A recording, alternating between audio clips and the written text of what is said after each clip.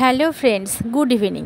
দেখো, আজকে আমি রান্নাঘরে চলে এসেছি আজকে ইভিনিংয়ে। তো আজকে আমি সকালের ব্লগটা করা হয়নি, তো আমি এখন করছি।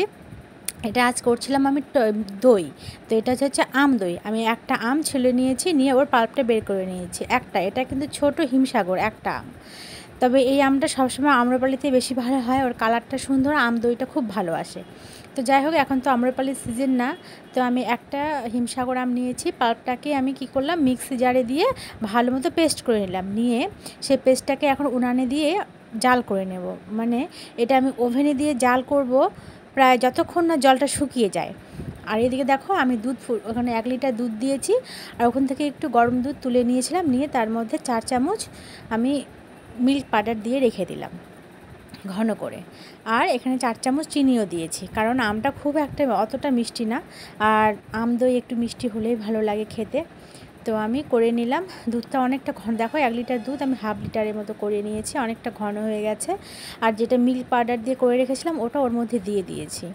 আর আমি টক দই এখানে ঝরতে দিয়েছিলাম, এটা আমার বাড়ির পাতায় টক দই, এখানে 3 চামচ টক দই দিয়েছিলাম আমি 4 চামচ দিয়ে। যে আমের পাল্পটা জাল দিয়ে রেখেছিলাম তার সঙ্গে টক দইটাকে ভালো করে মিক্স করে নেব। নিয়ে এবার দুধটা আমার ঠান্ডা হয়ে গেছে, মানে একদম উষ্ণ গরম আছে, হালকা ঠান্ডা, মানে হালকা গরম, হালকা উষ্ণ দিয়ে দিলাম। এর মধ্যে বেশি গরম দুধ দেওয়া যাবে না, কারণ দুধটা কেটে যাওয়ার সম্ভাবনা থাকে। তো উষ্ণ গরম আছে, দিয়ে এবার মিক্স করে নেব। ভালো মতো করে মিশিয়ে নিয়ে এটা আমি ভাঁড়ের মধ্যে জমাতে দেবো। তো আমি এখানে মাটির ভাঁড় ইউজ করছি, তোমরা চাইলে স্টিল, যে পাত্রে দিতে পারো, কাচের পাত্র বা স্টিলের পাত্র দিতেই পারো।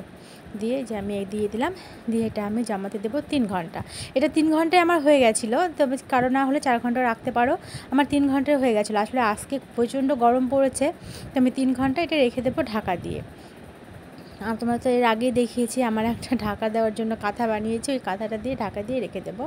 রেখে দিয়ে 3 ঘন্টা পর তোমাদের আমি দেখাচ্ছি। তো 3 ঘন্টা পরে আমি দেখাতে পারিনি, 3 ঘন্টা পরে এটাকে আমি ফ্রিজে রেখেছিলাম, ফ্রিজ থেকে বের করে তোমাদের দেখালাম। তোমরা এইভাবে করে দেখবে, খুব ভালো হবে।